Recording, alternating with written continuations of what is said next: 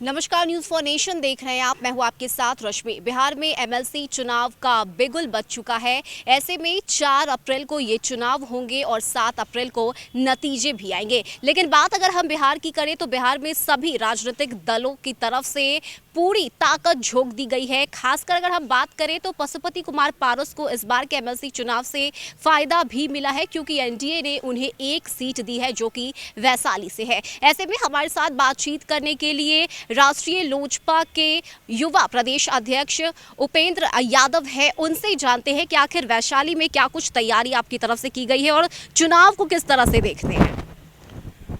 देखिए, सबसे पहले तो कि चुनाव की घोषणा हो चुकी है।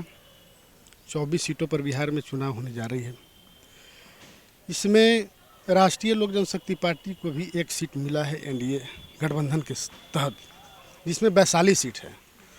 और वैशाली में हम लोग के जो प्रत्याशी हैं वो भूषण राय जी हैं। भूषण राय जी का बैकग्राउंड पहले से ही पॉलिटिकल रहा है। उनके चाचा राजेंद्र राय जी भी वहाँ से एमएलसी हुआ करते थे, इसलिए वहाँ पे कोई लड़ाई ही नहीं है। वैशाली में कोई लड़ाई नहीं है। वहाँ हम लोग भारी मोहब्बत से जीत दर्ज करेंगे। और सारे पार्टी के जितने भी कार्यकर्ता हैं, आदरणीय पशुपति कुमार पारस जी का आह्वान है, सारे कार्यकर्ता लगे हुए हैं और वहाँ हम लोग पूर्ण बहुमत के साथ चुनाव जीतेंगे।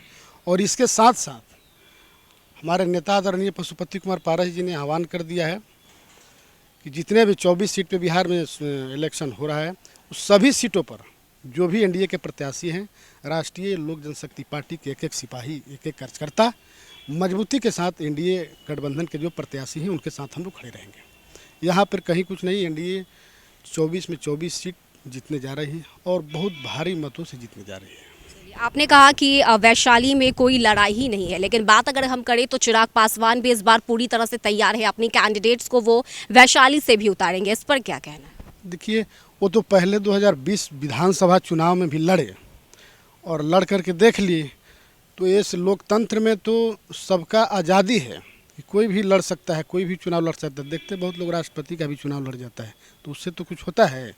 तो आदरणीय चिराग जी तो पहले ही विधानसभा में चुनाव लड़ के देख चुके हैं, उसमें क्या हश्र हुआ वो तो खुद देख लिए। तो अब चुनाव लड़ने के लिए वो स्वतंत्र हैं, वो कहीं भी लड़ सकते हैं चुनाव, लेकिन उससे कुछ फ़ायदा होने वाला नहीं है। जितने भी जो पंचायती हमारे जितने भी पंचायती प्रतिनिधि हैं, पंचायत के जो प्रतिनिधि हैं, सब लोगों ने मन बना लिया है।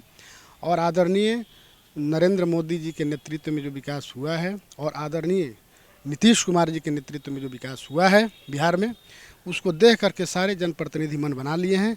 और यहाँ जो भी 24 सीटों पर चुनाव हो रही है, वहाँ कहीं कोई लड़ाई नहीं। एनडीए पूर्ण बहुमत से 24 सीट पर जीतने जा रही है। बात अगर हम करें तो एमएलसी चुनाव में पंचायत प्रतिनिधि वोटर्स होते हैं, उनके लिए क्या प्लानिंग है आपकी? देखिए, हम लोग जितने भी पंचायत प्रतिनिधि हैं, हम लोग सभी लोगों को बुला करके और उन लोगों के साथ बैठक करते हैं। और बैठक करके हम लोग अपने विचार को रखते हैं, अपने स्टैंड को रखते हैं कि हाँ, राष्ट्रीय लोक जनशक्ति पार्टी के और एनडीए के एक कैंडिडेट और प्रत्याशी हैं हमारे भूषण राय जी। आपके बीच में अगर चुनाव इनको जिताते हैं, अगर जीतते हैं, तो आपके लिए हर तरह से खड़ा उतरने का काम करेंगे। हर तरह से आपके साथ कदम में कदम मिला करके चलते हैं। वहाँ पिछले बार तो वहाँ आरजेडी के कैंडिडेट है जो जीते हुए हैं, तो उन लोगों को उन्होंने देख लिया है। जितने भी जनप्रतिनिधि थे उन लोग देख लिया है, क्योंकि उनको जिता करके लोग भेज दिए थे विधान परिषद में। लेकिन जो भी कार्य हुआ उनमें वो खरा नहीं उतरे। प्रतिनिधियों के साथ वो कदम में कदम मिला करके कभी चलने का काम नहीं किए। इसमें खासी नाराज़गी है जनप्रतिनिधियों में, जो पंचायत प्रतिनिधि हैं उसमें खासी नाराज़गी है। हम लोग सब लोग बैठ करके और डोर टू डोर जा करके और उन लोग से यही आग्रह कर रहे हैं कि हम लोग के जो प्रत्याशी हैं भूषण राय जी, उनको वोट कीजिए। और आपके जो हिस्सा होगा या आपकी हिस्सेदारी होगी, आपको जो बनता है, आपके साथ हम लोग कदम में कदम मिला करके और साथ चलने का काम करेंगे। एनडीए ने केंद्रीय मंत्री पशुपति कुमार पारस को वैशाली की सीट दी है। और अगर हम एमएलसी चुनाव की बात करें तो वैशाली की सीट एक महत्वपूर्ण सीट है, लेकिन एनडीए में रहते हुए मंत्री मुकेश सहनी भी अलग से चुनाव लड़ने की बात कर रहे हैं, अपने कैंडिडेट्स को तैयार कर रहे हैं। इसका नुकसान होगा? देखिए, कहीं कुछ नुकसान नहीं होगा। हम पहले ही बता दिए कि आज़ादी सब लोगों की है लड़ने की। यहाँ राष्ट्रीय लोक जनशक्ति पार्टी की बनती थी, क्योंकि लोजपा पहले लोजपा पार्टी थी, पिछले विधान परिषद चुनाव में हम लोगों ने 4 सीट पर लड़ा था।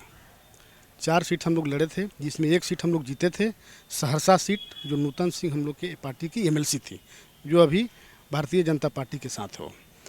तो हम लोग को ये बनता हमारा हिस्सा था, क्योंकि 4 सीट पर हम लड़े थे। तो हम लोग के नेता आदरणीय पशुपति कुमार पारस जी ने बोला भी कि हम लोग पिछले बार 4 सीट पर लड़े थे, हम लोग को हिस्सेदारी जो होता है हम लोग को चाहिए। तो इसमें हम लोग को जो लड़े थे हम लोग को वही मिला है, कोई अलग से मिला नहीं है। रह गई बात कि लड़ने की, तो कोई भी अगर लड़ने के लिए स्वतंत्र, हम पहले बता ही चुके हैं कि कोई भी लड़ेगा उसमें कोई ज़्यादा फर्क नहीं पड़ने वाला है, क्योंकि जो भी जनप्रतिनिधि हम मन बना चुके हैं, विकास के साथ हैं। और हम धन्यवाद देंगे आदरणीय बीजेपी के सभी नेताओं को, एनडीए के सभी नेताओं को, नीतीश कुमार जी को, और आदरणीय जो भी एनडीए गठबंधन के साथ हैं, आदरणीय मांझी जी को, आदरणीय वीआईपी के जो है मुकेश सहनी जी को, कि सब लोगों का हम धन्यवाद देंगे। और सब लोग से हम चाहेंगे कि सब लोग समर्थन करें कि एनडीए के जो भी प्रत्याशी हैं सब लोग भारी मत से जीत करके और आगे जो बिहार के विकास है और देश के विकास में हिस्सेदारी बने। आखिरी में सवाल है कि एमएलसी चुनाव को लेकर चूंकि सभी राजनीतिक दलों ने अपनी ताकत झोंकी है, खासकर अगर हम आरजेडी की बात करें तो आरजेडी भी जीत के दावे कर रही है। ऐसे में वैशाली से सुबोध राय कैंडिडेट है, पिछले बार भी उन्होंने चुनाव जीता था, तो कितना डर है सुबोध राय से? कोई डर नहीं है। हम बता दिया पहले ही कि वो उनका कार्यकाल लोगों ने देख लिया है। अब जो पहले 5 साल वो कार्य जो किए हैं उनसे लोग विक्षुब्ध हैं। जितने भी जनप्रतिनिधि हैं पंचायत के, सारे लोग विक्षुब्ध हैं। इसलिए ये जो अगला जो इलेक्शन है इसमें कहीं कोई लड़ाई में ही नहीं है, क्योंकि नाराज़गी बहुत ज़्यादा है। सुबोध जी कहीं हम लोग वैशाली सीट में जो है राष्ट्रीय लोक जनशक्ति पार्टी के खाते में जो सीट आई है, वहाँ पहले से जो प्रत्याशी या पहले से जो विधान परिषद के सदस्य रहे हैं सुबोध जी थे, उनके कार्यकाल को सब लोगों ने देख लिया है। अब वो उनको लोग एक्सेप्ट नहीं कर रहे हैं।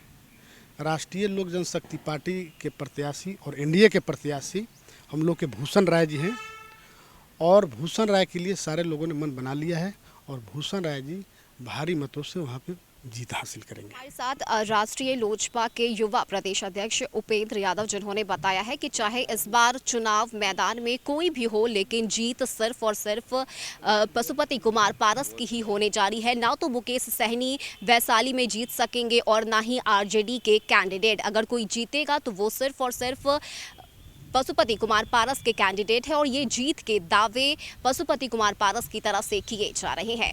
हालांकि अब देखना होगा कि 7 अप्रैल को जब नतीजे सामने आते हैं तो किसकी सह होती है और किसकी मात। फिलहाल के लिए इतना ही। ज़्यादा अपडेट के लिए आप बने रहिए न्यूज़ फॉर नेशन के साथ। नमस्कार।